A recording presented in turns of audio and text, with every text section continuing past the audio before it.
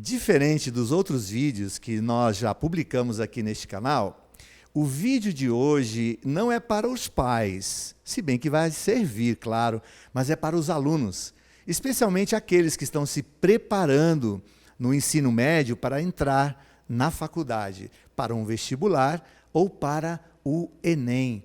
E este é um momento, é uma fase assim de muitas perguntas, muitas dúvidas, muitas dificuldades, tipo assim, como se preparar mais e melhor para ser bem-sucedido no Enem ou no vestibular. E para nos dar algumas dicas e ajudar você, o nosso convidado de hoje é o Dr. Douglas Charpinel. Ele é médico intensivista da rede de hospitais adventistas e atua aqui em São Paulo. E aí a gente fica se perguntando, ora, ele é médico, então, para fazer medicina, deve ter estudado muito. É gente que gosta de estudar. Você deve estar pensando nisso e talvez você vai se surpreender. Bom, não sei, você vai conhecê-lo e ele vai dar aqui dicas de como ele chegou, né, como ele passou no vestibular, como que ele se tornou um médico e vai te ajudar muito, você que está aí preocupado com o Enem ou o vestibular. Dr. Douglas, muito obrigado por sua presença aqui com a gente. E como eu disse aqui na minha introdução, passar em medicina, que é o sonho de cada 11 entre 10, né, futuros aí candidatos. Então a gente fica curioso para saber, né? Como é que foi? Foi fácil? Você estudou aonde? O que você fez? Bem-vindo, então, ao nosso canal, ao nosso programa. Eu que agradeço o convite. Para mim é sempre uma alegria poder servir, estar aqui, podendo partilhar um pouquinho da minha experiência, o que aconteceu comigo e como foi minha vida. Não acho que ela deva ser uma inspiração, mas talvez ela pode te ajudar um pouquinho com relação aos seus afazeres e ver como que você pode, talvez, mudar a sua atuação para que você consiga lograr com êxito o seu objetivo, né? E um pouquinho diferente, pastor, me permita ser bem honesto e bem sincero, mas um pouquinho diferente. Eu costumo falar que eu nunca fui um exemplar aluno, ao contrário, eu sempre fui um aluno que sentava no fundo, né? A gente já conhece as características do aluno quando ele não é japonês e quando ele senta no fundo. Então isso é um pouco claro de que ele vai ter algumas dificuldades para o estudo na vida. E não foi muito diferente comigo. Eu estudei desde cedo nos colégios adventistas. Quarta série eu fiz no Colégio Adventista do Campo Limpo, da quinta à oitava eu fiz no UNASP e no ensino médio eu fiz no Adventista da Liberdade. Então, assim, eu sempre fui um aluno da educação adventista. Desde base eu tenho a minha formação pela educação adventista. E nunca fui melhor aluno, ao contrário, na sexta e na oitava série, os meus professores, eles vão se lembrar disso, me passaram pelo conselho de classe. Eu tinha uma dificuldade, eu não gostava de estudar, como era difícil estudar, não tinha por hábito isso. Participei desde cedo do Clube Desbravador e para ler os livros que eram as etapas das classes que a gente tinha que realizar, eu só li as questões que eram próprias, que provavelmente cairiam na prova, ou que alguém tinha dito, para que a gente pudesse lograr com êxito. Então, assim, eu não fui aquele aluno que gostou muito de estudar. E em dado momento eu me vi com uma necessidade de estudar. E eu aprendi que a questão principal ela não está relacionada com o seu gosto. Ela está relacionada diretamente com o seu sacrifício. E qual é o tamanho do seu sacrifício e o tamanho do seu sonho é que vai determinar qual vai ser a realização do seu objetivo. Se o seu sonho for alto, o seu sacrifício é maior. E para que você alcance o seu sonho, cada vez mais ele vai exigir de você. E essa exigência você vai ter que determinar. Quer alcançar o seu sonho? Dê o seu sacrifício cada vez mais, faça com que o seu sacrifício seja cada vez mais alto. Olha, doutor, me chamou a atenção duas coisas aí nas suas declarações, né? Uma não gostava muito de estudar, né? A outra é a sua trajetória na educação adventista, mas para passar em medicina, né? Sempre dizem que tem que fazer cursinho. Você fez o cursinho também, não fez?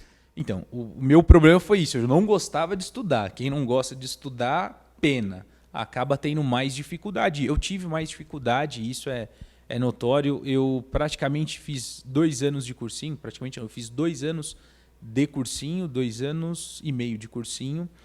E eu entendo que o cursinho, para mim, se eu tivesse melhorado algumas táticas, se eu tivesse com a cabeça de hoje, no passado, talvez eu não teria feito 2 anos e meio de cursinho. Eu teria feito menos, ou não teria feito, ou teria adaptado o meu tempo. Foi uma questão de sacrifício, como eu disse, que eu não queria dedicar o tempo necessário para o meu sonho. Doutor Douglas, eu poderia arriscar então e dizer que se o aluno se esforçar, né, na escola onde ele estuda, você disse que estudou, por exemplo, na escola adventista, se ele for esforçado, ele pode até sentar no fundão, mas se ele prestar atenção, se ele gostar de estudar, ele pode eliminar essa etapa? Ele não necessariamente não precisaria de um cursinho? Olha, eu saio com uma conclusão de que o cursinho, amigos, é uma reprovação. Ou seja, você repetiu 1 ano. Eu, na verdade, repeti 2 anos o ensino médio. Porque eu fiz cursinho 2 anos e meio. Então, assim, isso para mim é uma reprovação. Muito por conta do tempo que eu destinei ao meu estudo. Isso está relacionado basicamente com o tempo. Se você tem se você sacrifica o seu tempo, sacrifica talvez as coisas que mais te deem prazer por um objetivo claro, você vai conseguir. E assim, a escola, todo o serviço didático que é feito no período de aula, ele serve de instrumento para aquilo que você vai utilizar na sua casa. Não tem como. A mesma coisa acontecia comigo no cursinho. Não adianta você dedicar tempo ao cursinho se você não dedicar tempo em casa. A diferença do cursinho é que ele te dá aquele adestramento, literalmente um adestramento para que você estude na sua casa. Mas quem passou pelo cursinho sabe do que eu estou dizendo. O cursinho, na verdade, é uma reprovação do seu ensino médio. Olha, isso é novidade, hein? Pense bem, viu? Mas olha só, então você falou aí de ter o foco, né? Você ter a vontade, está implícita aí a palavra disciplina. Fala para a gente, então, até para ajudar quem está nos vendo e ouvindo, né? Como é que era a sua rotina de estudos? E dê aí algumas dicas para a gente de rotina de estudos para passar no Enem ou vestibular. Então, a minha rotina, a gente até menospreza um pouquinho quando está no ensino fundamental 2, né? Eu não sei como é dito hoje, antigamente a gente falava de ginásio. Mas eu acho que é fundamental. Fundo 2, exatamente. Fundo 2. No Fundamental 2, eu recebia muitas. A gente chamava de fichinhas, que eram cartas de advertência aos seus pais. E os seus pais tinham que assinar porque eu não fazia agenda. Eu ficava revoltado com aquilo. Fazer agenda. Para que serve uma agenda? Para mim não servia para nada. Eu tinha pouca idade e entendia que eu podia gravar tudo na cabeça. E de repente eu descobri que não é bem assim. Que a agenda serve muito mais para você só memorizar as questões que você precisa realizar para o próximo dia. Ao contrário, ela serve para organizar o seu tempo. E aí, no cursinho, eu comecei a aprender, que era com a agenda que eu conseguiria executar as minhas tarefas. Então, assim, eu tinha uma agenda e a minha agenda dizia que eu tinha que preencher X horas por dia de estudos. Era uma dedicação exclusiva para aquilo. A partir desse momento, eu consegui começar a lograr êxito. Então, assim, primeiro passo de todo mundo que quer qualquer coisa, não só com relação à sua graduação, à sua aprovação, talvez num concurso público, seja qual for, é criar uma agenda. Você precisa ter uma agenda. E nessa agenda, você colocar exatamente qual é o tempo que você vai destinar ao seu estudo. E detalhe, o tempo que você vai destinar ao seu estudo, ele tem que ser maior do que o tempo que você tem utilizado dentro da sala de aula. Mais ou menos em média, a gente está falando de 6 a 7 horas, que é o período da escola, né? Começa ali por volta das 7, vai acabar meio-dia, 5, 6 horas ali, por ali. Se é esse o tempo que você destina dentro da sala de aula, você precisa destinar no mínimo, maior do que esse tempo.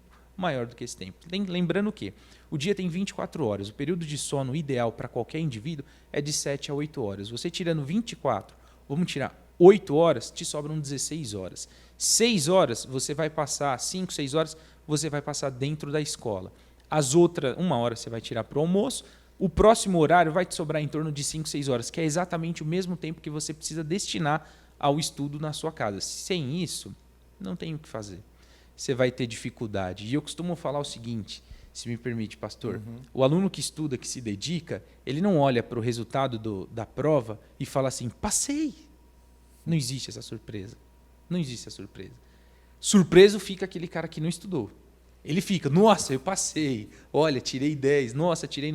Exato, ele vai ficar. O aluno que teve dedicação, ele sabe que a conclusão do resultado é a aprovação. Não tem outra forma. Eu lia... Eu passei a ler, eu gostava de ler um pouquinho de gibi, né? Mas lia também a primeira, a segunda folha e depois já mudava, quando eu era menor. Mas no período do ensino médio eu passei a ler algumas revistas, que o cursinho mesmo orientava que a gente lesse. Então, doutor Douglas, desculpa te interromper, Claro. a propósito disso, né? Fale dessa importância da leitura, porque geralmente quando a gente vai prestar um concurso, a gente tem que ler muito, né? Fale disso, se foi importante essa dedicação à leitura e também se leitura é só algo que deve ser feito para a gente passar. Boa. Então, eu lia muito essas revistas e em dado momento me chamou um dado que era um censo que eles tinham retirado do IBGE, onde mostrava que o número de pessoas que se dedicavam ao estudo era menor que 1%. É muito baixo. Isso me assustava. E realmente, assim, eram pessoas que gostavam de estudar. E eu não gostava de estudar. Então, eu me enquadrava nos 99%. Eu falava, nossa, gente, eu preciso fazer alguma coisa para chegar próximo desse 1%. E aquela reportagem acabou aquele artigo, né, acabou me impactando e eu decidi mudar. Com relação à leitura, são duas coisas. Para a prova, você estuda para aprovação. A leitura que você faz de todo o conteúdo ela é mais importante do que propriamente dito a execução da prova. Porque a execução da prova, beleza, ela vai te dar a nota, ela vai te aprovar, com méritos você vai conquistar o que você tanto planejou, mas é a leitura que vai te formar. E a coisa mais difícil é você ser um profissional com formação ruim. E não é formação acadêmica, é formação de leitura mesmo. Ou seja, você precisa ter um conhecimento amplo sobre o tema que você está executando, porque é esse conhecimento que vai te diferenciar dos seus concorrentes, ou seja, dos profissionais que ali estão com você. Todos vão ter o mesmo título que você, mas o que vai diferenciar cada um é com relação ao conhecimento que vocês adquiriram durante a sua leitura. Então, leitura é extremamente importante. Eu acho também, né, doutor, complementando aqui, também após, né? Após a sua formação, imagino que você, como médico, tem que recorrer até hoje a leituras, né? Atualização. Então, eu penso que a leitura não só é essencial, muito bom, muito boa, para aquele objetivo ali inicial, né? Fazer um teste, uma prova, Enem, vestibular, como pós também a minha formação, né? Então, isso é muito interessante, porque a leitura me atualiza, traz informações. Eu me lembro que um dia eu fui no médico e eu tenho uma comorbidade, né?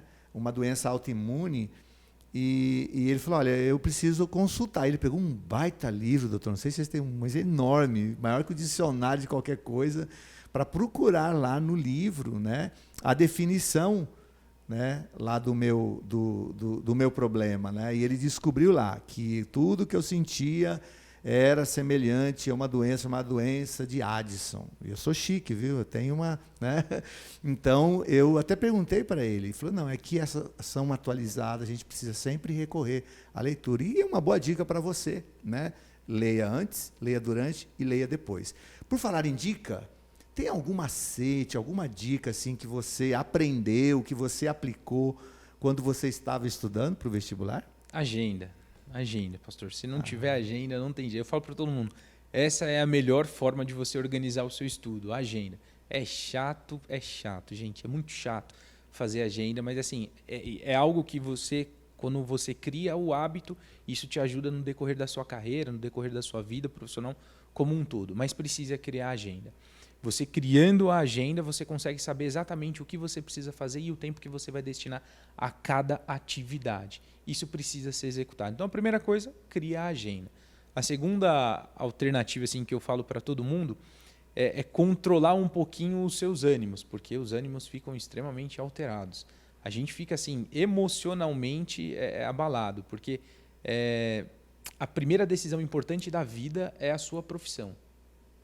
É a primeira decisão que você vai tomar ali, que ela vai repercutir por um bom tempo. E hoje o que a gente percebe é que muitas vezes no impulso ou na ideia de eu preciso ter uma vida bem-sucedida porque XY teve, as pessoas acabam destinando a sua vida a determinada profissão, que às vezes nem é o que ela quer, e a gente percebe um bom número de pessoas realizando uma nova profissão depois de 20 anos de formado. Então, assim, amigos, criem uma agenda com padrões bem específicos. Olha, aqui está o meu período de estudo intra-escola, e aqui está o meu período de estudo extra-escola, onde eu vou estudar destinado a extra-escola. Reveja toda a matéria, as primeiras horas desse período extra-escola, é rever todas as matérias que você destinou, que você viu naquele dia, que é uma forma de você memorizar. Esse período é fácil, eu fazia isso, eu liberava em horas e as primeiras horas eu revia toda a matéria. Anotava algumas dúvidas que eu tinha e tentava resolver essas dúvidas buscando em outras fontes. Porque a leitura do processo como um todo, ele é importante para você ter o conhecimento da matéria executada.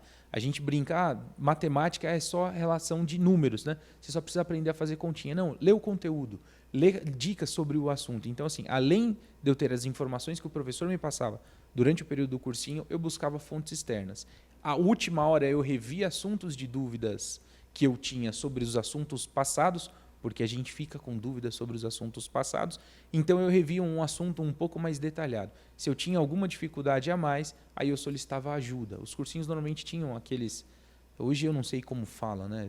Tem muito tempo isso, mas talvez hoje eles falam em coach, né? Não sei como que vão estar falando. Mas aqueles que eram os seus preceptores de estudo e aquelas pessoas que poderiam te auxiliar. Normalmente eram pessoas que já passaram por aquilo e que tinham um domínio sobre a matéria e eles te ajudavam, te auxiliavam a descartar algumas dúvidas. Doutor Douglas, esse momento, né, de preparação para o vestibular, o Enem, é um momento de muita ansiedade, tensão, né?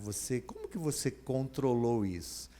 Você tem também alguma dica ou então que conselhos, né, você daria, aproveitando até que é o médico, né, para esses meninos e meninas, para esses garotos, né, que estão aí se preparando para o vestibular ou o Enem? A primeira coisa assim, que a gente tem que tomar por hábito, eu vou voltar na tecla, né, falar da agenda, mas é verdade, é o horário do sono e ele tem que estar na sua agenda. Dormir bem, ele é um norteador para dizer como que vai ser o seu dia. Se você vai acordar cansado, se você vai acordar fadigado, se você vai acordar inquieto. Então, assim, o primeiro ponto é ter as suas horas de sono estabelecidas e elas não devem ser interrompidas. Ah, mas doutor, um dia antes da prova eu vou virar à noite e eu vou ficar estudando. Boa sorte. O cérebro vai estar cansado, você vai estar fadigado, o tempo de raciocínio vai ser mais lento o seu e com certeza você não vai lembrar da matéria. Doutor, você fez isso? Fiz. Várias vezes, várias vezes, várias vezes. Algumas vezes deu certo, outras vezes deu errado. Então, assim, não recomendo. É uma questão de preparação. Então, precisa se preparar. Outra alternativa, nós precisamos ter uma válvula de escape. E essa válvula de escape, ela não é só durante o período do vestibular. É a válvula de escape que você vai levar para o resto da sua vida durante a sua profissão. E esse é um dos motivos que talvez evitem aí boa parte da população evoluir com doenças de origem e de ordem emocional. Doenças mentais como um todo, depressão, transtorno da ansiedade generalizado, como um todo. Precisa ter uma válvula de escape. E isso tem que estar posto na sua agenda. Aquele é o horário que eu vou tirar para fazer as minhas atividades. Normalmente tem que ser uma atividade física, com gasto energético alto. Eu, por exemplo, jogava futebol. Para mim, era todo domingo de manhã, saía do Clube Desbravador, ou antes do Clube Desbravador, a gente tinha a partida de futebol. E eu ia sagradamente. Eu ia para o futebol. E é importante, você precisa ter uma válvula de escape. Até hoje, eu faço isso, eu pratico esporte, pratico futebol, porque a gente precisa ter uma válvula de escape. Alimentação é um ponto crucial, gente, não adianta. As pessoas se entopem de substâncias que entorpecem a nossa mente. Cafeína, refrigerante, açúcares elevados. Isso tudo vai repercutir mal. Vai diminuir o seu tempo de raciocínio, vai diminuir Desculpa, gente. O telefone tocou. A gente não estava ouvindo, mas... Aí me matou, dá uma... Tá certo. Concentração. Desculpa, eu parei aonde? Você estava falando da alimentação, que as pessoas se topam. Estava esse top de cafeína e tal. Então eu vou voltar lá. Outra coisa é a alimentação. Então, assim, você precisa ter uma alimentação regrada. Um monte de pessoas se entopem de substâncias que entorpecem a nossa mente. Acabam literalmente embotando o nosso raciocínio e o nosso poder de pensamento. Como cafeína, açúcares, como um todo, excesso de carboidrato. Gente, não adianta, não adianta, não adianta. Quanto mais coisas desse tipo se realizar, pior vai ser. O que eu sempre oriento é, o nível de açúcar, ele realmente tem que estar num nível um pouco mais elevado e entenda qual é o açúcar que a gente está falando, porque existem diversos tipos de açúcar. Eu não estou falando daquele açúcar refinado que fica na sua casa, do açúcar não refinado, do açúcar mascavo, que não é esse.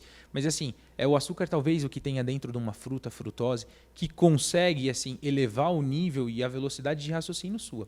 Então assim, você precisa ter uma alimentação regrada. Se não tiver uma alimentação regrada, não adianta. Beber líquido, assim, beber água, até é meio que clichê e isso está posto em todas as provas. Leva a sua água, leva um chocolate, tá? Eu falo para todo mundo, leva uma barrinha de cereal e leva uma garrafinha de água.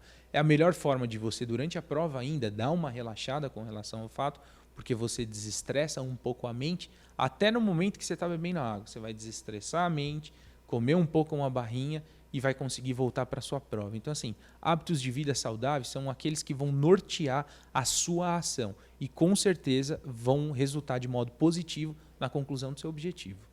Amém. Doutor, uma hipótese e um conselho. A hipótese, o aluno fez tudo isso, ouviu as orientações, estudou, dormiu direitinho e não passou no vestibular, não passou no Enem. Que conselho você daria para ele? Faça tudo diferente. Brincadeira, gente. Mas assim, fez tudo e ainda não consegui lograr o êxito, doutor, eu tenho feito tudo. E fazer tudo, amigos, não é eu começar a raciocinar, porque a gente tem uma ideia sempre de justificar. E às vezes não é tanto a justificativa. Reveja a sua agenda. Primeiro ponto, reveja a sua agenda.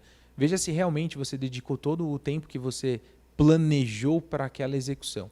Se você se dedicou e mesmo assim não logrou, o que eu acho pouco improvável, eu acho improvável que isso ocorra, mas se você dedicou o tempo e não logrou, talvez assim a sua ansiedade tenha aumentado e elevado a tal nível que fez com que você não conseguisse concretizar o seu feito. Então assim, bacana, a gente precisa agora trabalhar, não é mais as questões de ajuste, de dedicação de tempo, de sacrifício. O que a gente precisa trabalhar talvez seja a sua ansiedade. E isso acontece. Isso acontece muito. Algumas pessoas acabam tendo um bloqueio. Elas vivenciam tanto aquilo que acabam tendo um bloqueio. Talvez trabalhar a válvula de escape um pouco melhor, trabalhar com um profissional para te dar algumas orientações com relação a como relaxar, gente, não é errado, não é ruim e é super necessário. Eu oriento, assim, todos os meus pacientes, eu oriento, dependendo do quadro patológico que possuem, dependendo do que tem, a passar com um psicólogo. Todo mundo é recomendado passar com um psicólogo? Não. Alguns podem, outros não. Isso vai muito no decorrer do quadro patológico, da doença que o indivíduo tem. Mas, de um modo geral, reveja tudo o que você fez e se tudo que você fez está exato, comece a analisar como foi o dia da sua prova. Será que não foi no dia da prova que a sua ansiedade subiu? Se foi isso, vamos procurar ajuda profissional. Se não foi isso, não desiste, amigo. Não desiste. Existe até eu gosto de falar que a gente foge um pouco da curva de Gauss, né? Onde mostra que as pessoas elas ficam sempre numa média.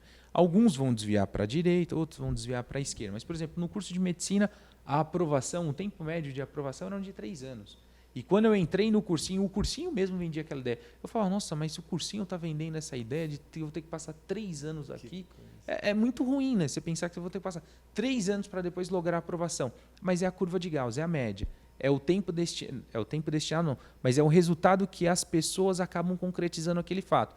Muito porque o primeiro ano é levado de brincadeira, o segundo ano eu começo a levar um pouco a sério e o terceiro ano eu já estou surtado. Falei, não, agora eu tenho que passar. Então, ao invés de passar 3 anos, né, já escolha passar 1 ano só ou faça diferente.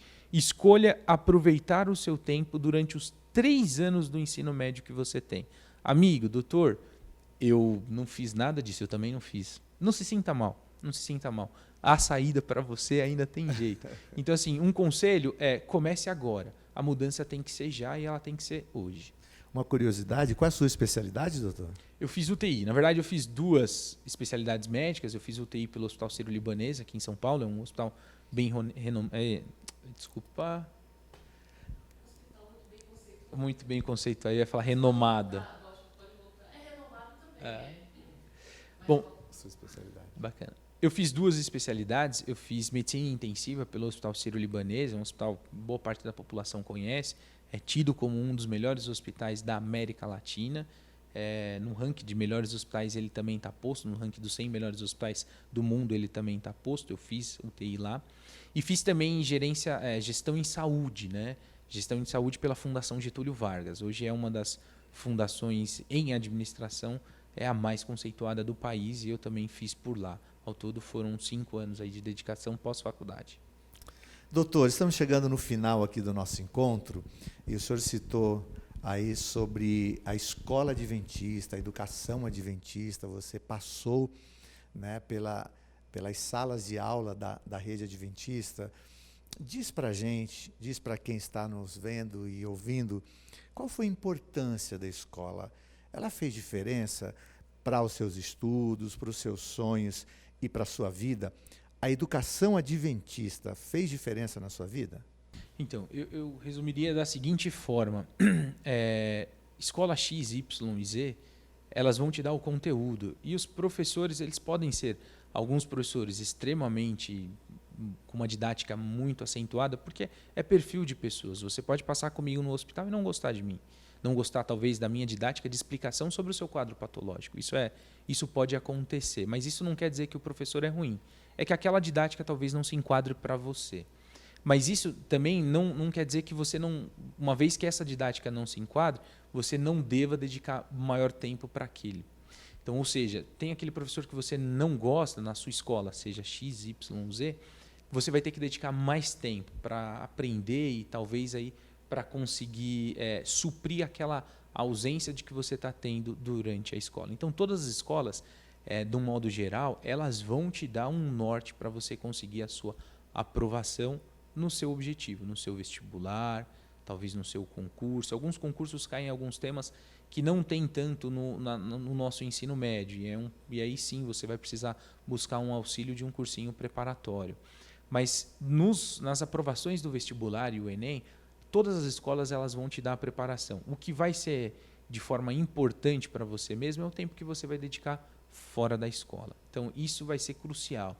Doutor, não logrei êxito na realização da minha prova e isso é por conta que o meu colégio é fraco. Não é. Isso é porque a sua dedicação talvez nela não foi completa. E aí você precisa dedicar completa. Há tempo para tudo. Há tempo para tudo. Tempo de dedicação para a sua escola, tempo de dedicação para o seu período extraescolar, tempo para você dormir, tempo para você fazer as suas atividades e até tempo para você brincar. Tem que ter tempo para tudo. E o período do ensino médio, o conteúdo é reduzido, então você consegue aportar isso de uma forma bem tranquila. Mas, contudo, nem toda escola vai te dar um diferencial. E o diferencial que eu digo é trabalhar a formação do seu caráter. O Colégio Adventista ele trabalhou a formação do meu caráter. Eu venho desde cedo do Colégio Adventista e isso foi crucial. Me ajudou em muitos pontos e não é proselitismo da minha parte falar isso. Ao contrário, eu estou sendo extremamente honesto. Talvez eu consegui lograr todas as minhas atividades porque o Colégio Adventista me deu uma coisa chamada estrutura. E a estrutura relacionada diretamente ao meu caráter.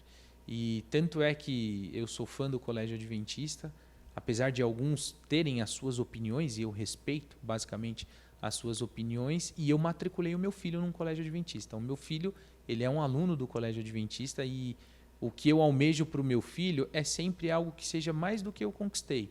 E eu não poderia ofertar nada que fosse menor do que eu tive. Então, para o meu filho, eu busco isso e eu almejo isso. E muito mais do que formar o seu filho para a vida, o Colégio Adventista vai formar o seu filho para o céu. Então, o meu recado é para que você pense, você pai, agora não falando mais com os alunos, para que você pense qual é o objetivo que você quer para o seu filho. Para você, aluno, que um dia vai ser pai. Eu hoje tenho 2 filhos, um de 4 anos e uma de 9 meses. Você começa a pensar o que você quer para o seu filho. E para o meu filho eu não quis nada diferente e eu não fui o primeiro, não deixaram eu ser o primeiro a matricular o meu filho na nova escola da educação adventista, mas eu fui ali entre um dos primeiros, se eu não me engano, o 3º ou o 4º a fazer a matrícula com a diretora Aline. Então, assim, agradeço aí todo o carinho do povo de lá e se você pensa em caráter, eu não conheço outra escola, né? Então, é isso. Ô, doutor, muito obrigado pelas dicas, muito obrigado pela motivação e muito obrigado por esse testemunho. Olha, você não precisa acreditar no que eu vou falar, mas você precisa confiar no que eu vou dizer. Olha só, nenhuma escola aprova ninguém para o vestibular. Nenhum cursinho passa ninguém para o vestibular. Fosse isso verdade, todos os alunos de cursinho teriam que passar. E eu conheço cursinhos, doutor Douglas, que colocam aí, né, lá um outdoor, 300 alunos aprovados, só que ele tem 3.000 alunos. E os outros? Né? E os outros 2.000 e tantos? Por que não passaram? Quem é que passa no vestibular?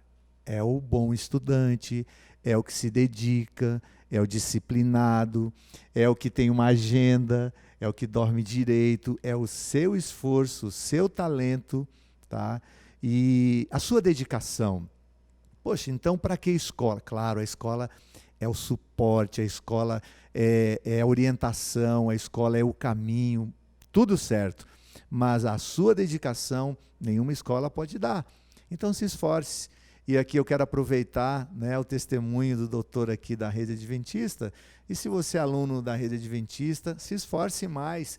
Se você não é, vem com a gente. Educação Adventista é educação muito além do ensino. Pode levar você para muitos lugares. Pode levar você para a medicina, mas com certeza está preocupado em levar você para o céu.